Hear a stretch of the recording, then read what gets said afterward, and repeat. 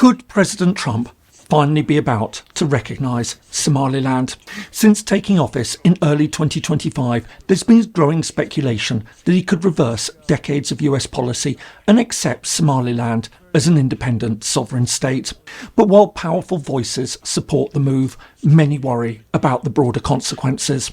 In addition to potentially altering the regional dynamics of the Horn of Africa, it could spark far-reaching debates about borders, sovereignty, and wider US foreign policy. So, why is there growing speculation about this possibility? And could or should it actually happen? Hello and welcome. My name is James Kerr-Lindsay, and here I take an informed look at international relations, conflict, and security. While we often believe that recognising new countries is a legal matter governed by rules and principles, in reality it frequently depends on the political decisions of great powers. This is particularly true in contentious situations where a new state lacks full international support. In such cases, the United States can play a critical role. Traditionally, if it recognises a territory, the general view is that others are more likely to follow. For this reason, new countries have often looked to Washington for support. A good example is Somaliland. For over 30 years, it's lobbied for international acceptance without success. While some countries maintain good informal relations with it, including the United States and Britain, they've stopped short of actual recognition. But recently, there's been growing speculation that this could change. Since taking office, reports have suggested that President Trump is actively considering the idea. Somaliland is situated in the Horn of Africa. Djibouti lies to its northwest, Ethiopia to its southwest, and Somalia to the east. To its north is the Gulf of Aden, and Yemen lies beyond that. Located on one of the world's major shipping routes, Somaliland occupies a strategically vital geopolitical position. The population is approximately 6 million. It consists mainly of Sunni Muslim ethnic Somalis, predominantly from the Izak, one of the 5 principal Somali clans. Despite lacking international recognition, Somaliland functions as a de facto state. It has its own government, parliament, constitution, security forces, and even currency, and there are also regular elections. Overall, the territory is regarded as relatively stable, especially in comparison to neighbouring Somalia. And yet, despite more than 30 years of self-declared independent existence, no country officially recognises it. The territory first emerged in the late 19th century when the area fell under British colonial rule, becoming the British Somaliland Protectorate in 1884, as opposed to neighbouring Italian Somaliland to its south and east. This lasted until British decolonisation after the Second World War. On the 26th of June 1960, the state of Somaliland came into existence and was recognised by a number of countries, including the United Kingdom. However, the new state was short-lived. Just days later, the Italian-administered Trust Territory of Somaliland gained its independence, and the two officially merged to form the Somali Republic. Although the union was initially welcomed, problems soon emerged. Political tensions intensified as northern elites felt marginalised by Mogadishu, which swiftly became the centre of power. Over the following decades, resentment in the north gradually deepened. This all reached a peak under the brutal military dictatorship of Mohamed Siad Barre, who governed Somalia from 1969 until 1991. In the 1980s, his forces carried out devastating attacks on the north, destroying infrastructure and killing tens of thousands of civilians. As a result, when Barre's regime collapsed in 1991, Somaliland quickly declared its independence, developing its own institutions and remaining relatively peaceful, even as the rest of Somalia collapsed into civil war and chaos. So, why hasn't Somaliland been recognised? There are, in fact, 2 main reasons. First of all, there's the principle of the territorial integrity of states. Many countries around the world fear setting a precedent for secessionist movements elsewhere, especially in Africa. Indeed, even though an African Union fact-finding mission recognised the unique circumstances surrounding Somaliland's independence, African Union members have been wary of redrawing colonial borders. Secondly, since the early 1990s, countless efforts have been made to rebuild Somalia as a unified state. Recognising Somaliland would effectively accept the permanent partition of the country, something that many other states have been reluctant to do. But while all this has kept Somaliland in diplomatic limbo, in recent years we've seen growing calls for recognition to be considered. This is in turn based on several factors. For a start, there's the argument that Somaliland has demonstrated long-term stability. It's survived for over 30 years wholly independently, developing democratic institutions and remaining relatively peaceful in a turbulent region. Therefore, many argue that it's now earned its statehood. In addition, there's the security factor. Once again, the Gulf of Aden is one of the most significant waterways on Earth. With instability in Yemen, where anti-Western Houthi insurgents control much of the country, Somaliland's strategic position has become increasingly important.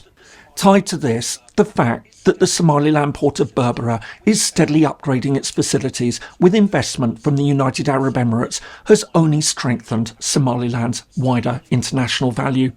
Similarly, there's a broader geopolitical aspect. China has been increasing its regional presence and has even established its first overseas military base in Djibouti, just a few hundred kilometres away, much to Washington's alarm. And it's against this backdrop that there's been growing speculation that the United States under President Trump may now be about to recognise Somaliland. I hope you're finding this useful. If so, please do consider giving it a like, sharing it, or subscribing to the channel if you haven't already. It all really helps. Many thanks, and now back to the video. Talk of recognition first emerged in the months leading up to the 2024 US presidential election, as reports suggested that Trump might break with decades of US policy and accept Somaliland's independence. This was also spurred by calls for recognition from some leading Republican figures, including Senator Ted Cruz, who's openly called Somaliland a critical security and diplomatic partner. Such statements, coupled with wider Republican criticism of Beijing's influence in the Horn of Africa, in turn fed rumours that recognition might form a part of Trump's foreign policy agenda. Indeed, since Trump took office in January, reports of imminent recognition have continued. But while all this could be seen as wishful thinking, especially as the State Department has tried to play down the claims, there does in fact appear to be truth to the rumours. When asked about it in August 2025, Trump said that his administration was looking into it, much to the delight of Somaliland officials. And certainly Hargeisa expects this to happen. The Somaliland president has even got as far as to say that recognition is on the horizon. Not if, but when. And yet, despite all the speculation, there's still been no announcement. While Trump certainly seems to be considering recognition, the decision is far from straightforward. There are compelling arguments on both sides of the debate. Apart from rewarding Somaliland for establishing a functioning democracy and sending a message that stability and security are valued, supporters of the move argue that it would provide the US with a vital strategic and economic partner in the Horn of Africa. Besides opening up Berbera, it would also give the US access to nearby airfields. This could help defend the Gulf of Aden and combat the Houthis in Yemen. It would also counter China's increasing influence over the region. Finally, it could persuade others to follow suit. If the US led the way, the United Kingdom, Ethiopia and the Gulf states could also recognise Somaliland, encouraging yet more to do so. However, balance against this opponents argue that it would carry significant costs. While US recognition can be crucial in such cases, the notion that it would encourage others to follow suit may be overly optimistic. Many African countries would hesitate to endorse Somaliland's independence, fearing that it could trigger separatist movements elsewhere on the continent. And without African recognition, many other countries elsewhere might not follow. It could also backfire in other ways. Beijing might respond by strengthening its relations with Somalia, possibly providing Mogadishu with even more aid and military support. Likewise, it could complicate relations with key partners. For example, NATO member Turkey has become a close ally of Somalia, establishing a military base in the country. Ankara would strongly oppose any recognition of Somaliland. Finally, there are regional security implications. While it could help in the fight against the Houthi in Yemen, it would destabilise the fragile Somali government in Mogadishu, which still claims sovereignty over Somaliland. As well as struggling to maintain authority, it's fighting to contain its own Islamist insurgency. On top of all this, others argue that Somaliland's democracy and stability aren't as strong as they once were. Indeed, in the last few years, it's even lost control of a significant part of its territory, which has fallen to forces that want to remain part of Somalia. Some would argue that it might be better to reinforce support for Somalia instead. Of course, whether Trump should recognise Somaliland is wholly separate from whether he actually will. Again, opinion is divided. There's certainly little doubt that he's willing to do things that go against international opinion, if not international law. During his first term, he recognised Israel's annexation of the Golan Heights from Syria and Jerusalem as Israel's capital. He also recognised Morocco's sovereignty over Western Sahara as part of a deal that also saw Morocco recognise Israel.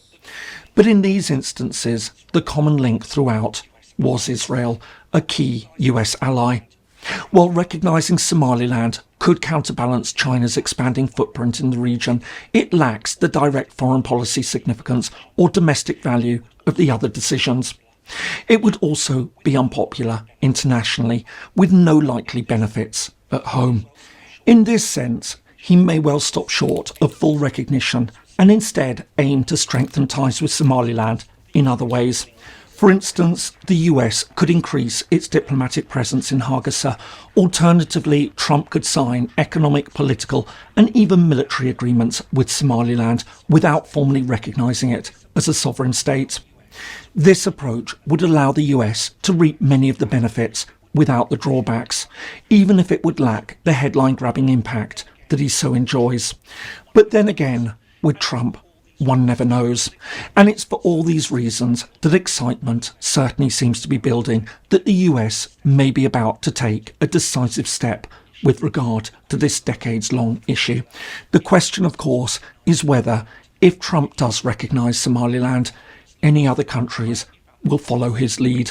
I hope you found that helpful. If so, here are some more videos that you might find interesting. Thanks